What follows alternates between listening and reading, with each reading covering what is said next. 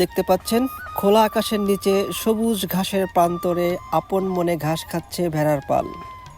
আর পাশে দাঁড়িয়ে আছেন এই খামারের স্বপ্নদ্রষ্টা প্রবাসী নজরুল ভাই। সুপ্রিয় দর্শক, আজ আমরা চলে এসেছি গ্রামের এক খোলা সবুজ মাঠের প্রান্তরে, যেখানে এক প্রবাসী ভাই বিদেশের চাকরি শেষ করে দেশে ফিরে গড়ে তুলেছেন ছোট্ট একটি ভেড়ার খামার।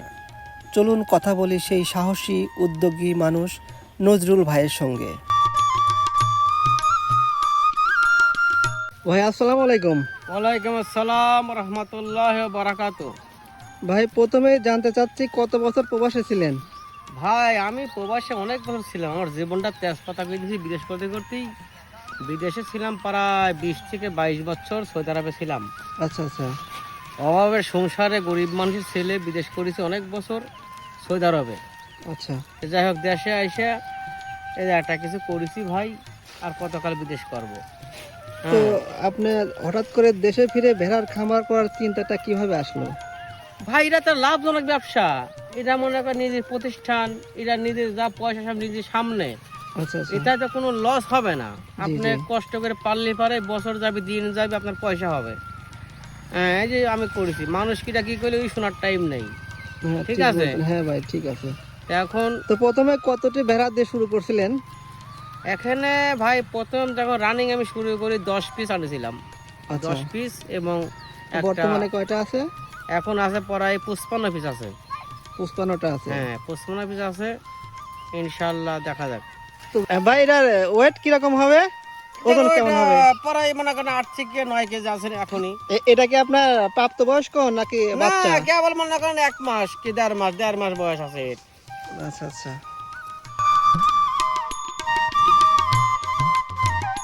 তো ভাই তো সৌদি আরবে ছিলেন না? জি জি। সৌদি আরবে আপনার ভেড়াকে কি বলে? সৌদি আরবে আরবি ভাষাইকে বলে গানাম। গানাম বলে না? আরবিতে বলে গানাম। আর যেগুলি পাঁটা ওকে বলে খারফ। আচ্ছা আচ্ছা। আরব কান্ট্রি ভাই প্রচুর আবাদ, প্রচুর চাষ। আচ্ছা। ওরা প্রত্যেক বাড়িতে এই ব্যবসা করে। আমি এটাই করতাম ওই দেশে। ও বিভিন্ন ধরনের কাজ করি। এর কি আছে আমি জানি। হুম। এটা লাভজনক ব্যবসা। তো ভেড়ার বাসস্থান, ভেড়া কেনা সহ কিরকম মূলধন আপনি বিনিয়োগ করছেন এই খামারে? মনে করেন খামার ঘর দিয়ে সিলিং মিলিং করে সব পুষিয়ে আপনার প্রায় 4 থেকে 5 লক্ষ টাকা আমার এর ভিতর ইনভেস্ট করেছি। আচ্ছা আচ্ছা। প্রতিদিন এই যে ভেড়া দেখাশোনা এগুলাকে আপনি নিজে করেন না লোক রাখা আছে? ভাই এর আগে আমি একটা চ্যাংরা রেখে থুয়ে গেছিলাম, সৌদি আরবে আমি আবার গেছিলাম। আচ্ছা। তো এখন সে রাখালটা বর্তমানে ছুটিতে আছে। এখন নিজেই দেখাশোনা করতেছি। ইনশাল্লাহ ও আসলে আমাকে ওকে জয়েন করবো লেবনে। আচ্ছা আচ্ছা। তা আমার টার্গেট আছে ভাই 100। যদি মনে করেন ভাই 100 যদি আমার মা ভেড়া থাকে, হুম হুম। মা পিস মানে মা বাচ্চা দেওয়ার জন্য, জি। তাহলে যদি মনে করেন 14 মাসে ওরা 2বার করে বাচ্চা দেবে। বছরে 7 মাসে একটা বাচ্চা ধরলাম, তাহলে 14 মাসে 2বার বাচ্চা শিওর পাবো। তাহলে 100 পিস যদি আমার ভেড়া থাকে, তাহলে এবার আছে আমি 200 বাচ্চা। সে জায়গায় মনে করেন 150 ধরলাম। তাহলে তো বিদেশ যাওয়ার চিন্তা ভাবনা কি আর আছে? না ভাই, বিদেশ আর যাবো না। বউ এটা গেছে গা, এটাও যায় বাপ, এটা হুমকি দেয় যে তুই আবার বিদেশ যাস, ডাইরেক্ট ডিলিট করে দেবো। তার বিদেশ যাওয়ার দরকার নাই ভাই। আলহামদুলিল্লাহ এটা করেছি, এটা আমি আল্লাহ বরকত দিবি, রেজেক দিবি। আর বলা করার শখ নাই ভাই। আর কদিনই বাঁচবো। তো ঘাস লতা পাতা এগুলোর পাশাপাশি আর ভেড়ারে কি খাবার দেন? না, এই শুধু যদি এখন এদের রিপিয়া ঘাস লাগাইছি বিঘে খানেক, সেই ঘাস দেবো। আর এটা বাড়তে খাবার লাগে না। সকালে 2 ঘন্টা, বিকালে 3-4 ঘন্টা রাখলি পারেই এই লতা পাতা এই সাবি দাবি খাই কাম হওয়া যায়। আচ্ছা আচ্ছা। ছোট পরিসর, বড় মনোবল, এভাবেই শুরু হয় বড় স্বপ্নের পথ চলা। প্রবাসী নজরুল ভাই দেখিয়ে দিচ্ছেন সফলতা মানে শুধু বিদেশ নয়, নিজের মাটিতেও আছে সম্ভাবনার অফুরন্ত দিগন্ত। এই ভেড়া কিনছেন কোন জায়গা থেকে? ভেড়া এগুলো গারল। এই গারল হলো মেহেরপুর, কুষ্টিয়া, যশোর। ভেড়ার হাট আছে না? হ্যাঁ, হাট আছে। ও দেশে প্রত্যেক বাড়িতে খামার। আচ্ছা আচ্ছা। হুম। তো ভেড়ার রোগ বালাই চিকিৎসা এগুলোর জন্য কি কোনো ব্যবস্থা আছে? হ্যাঁ, এর রোগ বেলায় খুবই কম। ছাগলের থেকে অনেক রোগ বেলায় কম। এর মেন হলো কিমরি। 3 মাস 2.5 মাস বাজাতে কিমরি ট্যাবলেট খাওয়ালে পারে, এর আর কোনো রোগ নাই। আর পিপিআই ভ্যাকসিন দিবেন 6 মাস বাদে। আর মেন হলো কিমরি বড়ি খাওয়া দিবেন, আর এর কোনো রোগ নাই। তো ভাই ভবিষ্যতে খামার আরো বড় করার কোনো পরিকল্পনা আছে? হ্যাঁ ভাই, কেবল আমি শুরু করেছি বছর খানেক।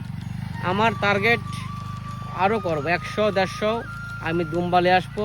জি জি। দুম্বা থেকে গারল, অরিজিনাল গারল দুম্বা আমার টার্গেট।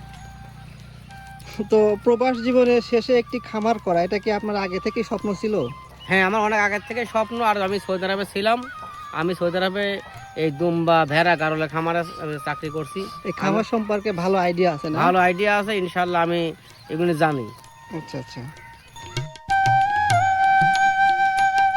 ভাই এখানে পুরুষ ভেড়া কোনটা আর মহিলা কোনটা? এখানে পুরুষ ভেড়া দেখা চেনা খুব সহজ, যেগুলো দেখবেন সিঙ্গালা ওইটাই পুরুষ। সিঙ্গালা গুলাই ইয়ে না? হ্যাঁ, আর যেগুলো মহিলা বা ম্যাডাম আরবিতে বলে এটা হলে সিং হয় না। আচ্ছা আচ্ছা। ঠিক আছে। আর খুব দূরত্ব এর গায়ে মাংস লাগে বা বড় হয় তাড়াতাড়ি। এই দেখেন এইসব বাচ্চাগুলো আপনার 3 থেকে 3.5 মাস 4 মাস বয়স। এর বয়স যখন 1 বছর 12-13 মাস বয়স হবে, জি। এর বডি ওজন হবে 40 কেজি 35 কেজি। এটা আপনার বাচ্চা দেয় কয়টা করে? এরা বাচ্চা বেশিরভাগ অ্যাটা করেই দেয়। একটা করে দেয়? বেশিরভাগ অ্যাটা করেই দেয়। ভাই আপনার বাসা কোথায়? আমার বাসা পাবনা ডিস্ট্রিক্ট সাঁথিয়া থানা নূরপুর ইউনিয়ন, হ্যাঁ। মামুদপুর গ্রাম স্কুলের পিছনেই। মামুদপুর স্কুলে পরে এসে জিজ্ঞাসা করলে পরেই আমাকে পাবেন। আচ্ছা আচ্ছা, ঠিক আছে। উঠে- তো যারা প্রবাসে আছে এবং দেশে ফিরে কিছু করতে চায় তাদের জন্য আপনার কি পরামর্শ থাকবে? অবশ্যই প্রবাসী মানে আমার ভাই, আমার আত্মার সাথে আত্মার মিল। আমি প্রবাসে ছিলাম, আমি চাই না কোন একটা প্রবাসে এসে বেকার থাকুক। প্রত্যেক প্রবাসীকে আমি বলবো নিজের টাকা নিজে অ্যাকাউন্টে রাখবেন, দেশে আসেন, আসি ছাগলের খামার করেন, গরুর খামার করেন, দুম্বার খামার করেন, গাঁওলের খামার করেন, 2 বিঘি লিপিয়া ঘাস লাগান, নিজের খামার নিজে করেন, রাত্রি বলি শুয়ে থাকেন, ছেলে ফেলে মানুষ করেন। এই বিদেশ করে জীবন শেষ করে দিয়ে লাভ নাই। দেশে এসে 5 লাখ টাকা 6 লাখ টাকা দিয়ে একটা ব্যবসা করেন, নিজের প্রতিষ্ঠান নিজে করেন, বাদাই ব্যবসা করেন, কে টাকা দেবেন না, বিল্ডিং করার দরকার নেই, এসে খামার করেন, ছাগল গারল দুম্বা গরু বাদাই ব্যবসা করেন। আল্লাহ দেখবেন অনেক সুখ দিবি, অনেক শান্তি দিবি, বরকত দিবি। ঠিক আছে ভাই, অসংখ্য ধন্যবাদ। অনেক অনেক ধন্যবাদ আপনাকেও। কেউ যখন বিদেশে স্বপ্ন খোঁজেন, প্রবাসী নজরুল ভাই তখন স্বপ্ন খুঁজে চলেছেন নিজের গ্রামে। নিজের হাতে গড়া এই খামারই আজ তার গর্ব, তার সাফল্য। নজরুল ভাইয়ের এই পথ চলার গল্প হোক সবার জন্য নতুন অনুপ্রেরণা। ধন্যবাদ।